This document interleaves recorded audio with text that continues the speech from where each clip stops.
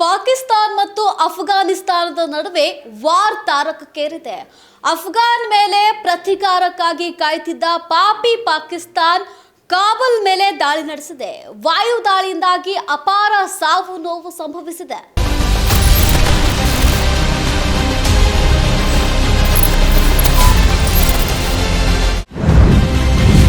ಅಫ್ಘಾನಿಸ್ತಾನದ ಆಸ್ಪತ್ರೆ ಮೇಲೆ ಪಾಕ್ ವಾಯು ದಾಳಿ. ಬೆಚ್ಚಿದ ಕಾಬೂಲ್, 400 ಜನರ ಸಾವು, 250 ಮಂದಿಗೆ ಗಾಯ.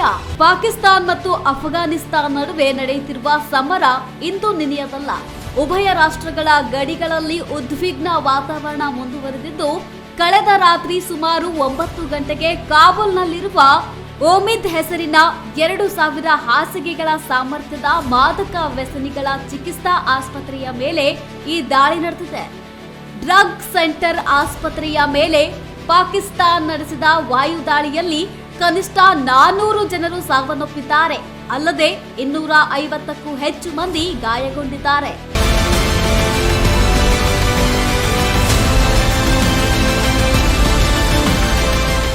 ಆದರೆ ಪಾಕಿಸ್ತಾನ ಈ ಆರೋಪವನ್ನು ತಿರಸ್ಕರಿಸಿದೆ. ತಾವು ಕೇವಲ ಭಯೋತ್ಪಾದಕರ ಅಡಗುತಾಣಗಳು ಮತ್ತು ಮಿಲಿಟರಿ ನೆಲೆಗಳನ್ನು ಗುರಿಯಾಗಿಸಿಕೊಂಡು ದಾಳಿ ಮಾಡಿದ್ದೇವೆ ಎಂದು ಹೇಳಿಕೊಂಡಿದೆ. ನಾಗರಿಕರಿಗೆ ಯಾವುದೇ ಹಾನಿಯಾಗಿಲ್ಲ ಎಂದು ಪಾಕಿಸ್ತಾನ ಸಮರ್ಥಿಸಿಕೊಂಡಿದೆ. ಕಳೆದ 1 ತಿಂಗಳಿನಿಂದ ಉಭಯ ದೇಶಗಳ ನಡುವೆ ಗಡಿ ಸಂಘರ್ಷ ತೀವ್ರಗೊಂಡಿದೆ.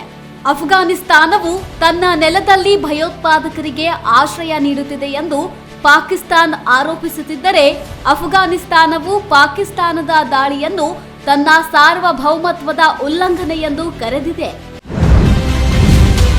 ಪಾಕ್ ದಾಳಿಗೆ ಅಮಾಯಕರ ಜೀವ ಸರ್ವನಾಶ. ದಾಳಿಯ ಆರೋಪವನ್ನ ನಿರಾಕರಿಸಿದ ಪಾಕಿಸ್ತಾನ್.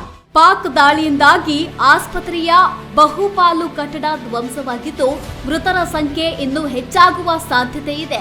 ಅಲ್ಲದೆ ಆಸ್ಪತ್ರೆಗಳು ಮತ್ತು ನಾಗರಿಕ ಸ್ಥಳಗಳನ್ನು ಗುರಿಯಾಗಿಸಿ ಪಾಕ್ ದಾಳಿ ಮಾಡಿದ್ದಕ್ಕೆ ಅಫ್ಘಾನಿಸ್ತಾನ್ ಕೆಂಡ ಕಾರುತ್ತಿದ್ದು, ಪಾಕ್ ನರಿಬುದ್ಧಿಯನ್ನ ಖಂಡಿಸಿದೆ.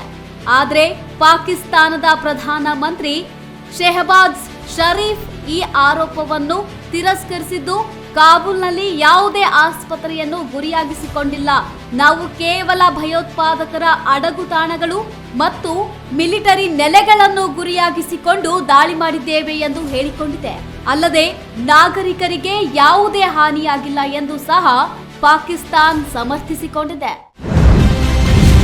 ಪಾಕಿಸ್ತಾನಕ್ಕೆ ತಕ್ಕ ಪಾಠ ಕಲಿಸುತ್ತೇನೆ ಎಂದ ತಾಲಿಬಾನ್.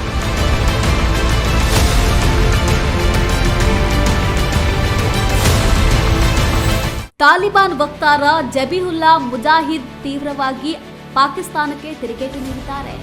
ಪಾಕಿಸ್ತಾನಿ ಸೇನೆಯು ನಾಗರಿಕರಲ್ಲಿ ಭಯೋತ್ಪಾದಕತೆ ಮತ್ತು ಭಯಾನಕತೆ ಉಂಟು ಮಾಡಲು ಆಸ್ಪತ್ರೆ, ಶಾಲೆಗಳು ಮತ್ತು ಮದ್ರಾಸಾಗಳನ್ನು ಉದ್ದೇಶಪೂರ್ವಕವಾಗಿ ಗುರಿಯಾಗಿಸಿಕೊಂಡಿದೆ. ಇದು ಇಸ್ರೇಲಿ ಮಿಲಿಟರಿ ಕಾರ್ಯಾಚರಣೆಗಳಂತೆಯೇ ಕಾಣುತ್ತಿದೆ ಎಂದಿದ್ದಾರೆ. ಈ ದಾಳಿಯು ಇತ್ತೀಚಿನ ತಿಂಗಳುಗಳಲ್ಲಿ ನಡೆದ ಅತ್ಯಂತ ಭೀಕರ ಘಟನೆ ಎಂದು ತಾಲಿಬಾನ್ ಹೇಳಿದೆ. ಇದೀಗ ತಾಲಿಬಾನ್ ತನ್ನ ನಿಲುವನ್ನು ಇನ್ನಷ್ಟು ಕಠಿಣಗೊಳಿಸಿದೆ. ಮುಜಾಹಿದ್ ಅವರು ಪಾಕಿಸ್ತಾನದೊಂದಿಗೆ ಇನ್ನು ಮುಂದೆ ಯಾವುದೇ ರಾಜತಾಂತ್ರಿಕತೆ ಅಥವಾ ಮಾತುಕತೆ ಇಲ್ಲ ಎಂದಿದ್ದಾರೆ. ಕೊಲ್ಲಲ್ಪಟ್ಟವರಿಗೆ ಸೇಡು ತೀರಿಸಿಕೊಳ್ಳುತ್ತೇವೆ, ನಿರಂತರ ದಾಳಿಗಳು ಪರಿಣಾಮ ಬೀರುತ್ತವೆ ಎಂದು ಎಚ್ಚರಿಸಿದ್ದಾರೆ. ಬಲಿಪಶುಗಳನ್ನು ಹುತಾತ್ಮರು ಎಂದು ಬಣ್ಣಿಸಿದ ತಾಲಿಬಾನ್ ಪ್ರತೀಕಾರ ತೀರಿಸಿಕೊಳ್ಳುವುದಾಗಿ ಪ್ರತಿಜ್ಞೆ ಮಾಡಿದೆ. ಉಗ್ರರ ವಿರುದ್ಧ ಹೋರಾಡಿ ಅಫ್ಘಾನಿಸ್ತಾನಕ್ಕೆ ವಿಶ್ವಸಂಸ್ಥೆ ಕರೆ. ಮತ್ತೊಂದೆಡೆ ವಿಶ್ವಸಂಸ್ಥೆಯ ಭದ್ರತಾ ಮಂಡಳಿಯು ಅಫ್ಘಾನಿಸ್ತಾನಕ್ಕೆ ಕರೆ ನೀಡಿದ್ದು, ಭಯೋತ್ಪಾದನೆಯನ್ನು ಎದುರಿಸಲು ತಕ್ಷಣವೇ ಪ್ರಯತ್ನಗಳನ್ನು ಹೆಚ್ಚಿಸಬೇಕು ಎಂದು ತಾಲಿಬಾನ್ ಆಡಳಿತಕ್ಕೆ ಕರೆ ನೀಡಿದೆ.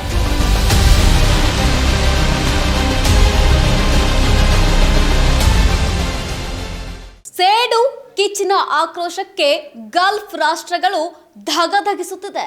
ಅತ್ತ ಇರಾನ್ ಇಸ್ರೇಲ್ ನಡುವೆ ಸಮರ ನಡೆಯುತ್ತಿದ್ರೆ, ಇತ್ತ ಪಾಕಿಸ್ತಾನ ಮತ್ತು ಅಫ್ಘಾನಿಸ್ತಾನದ ನಡುವಿನ ಯುದ್ಧ ಮಿತಿ ಮೀರಿದೆ.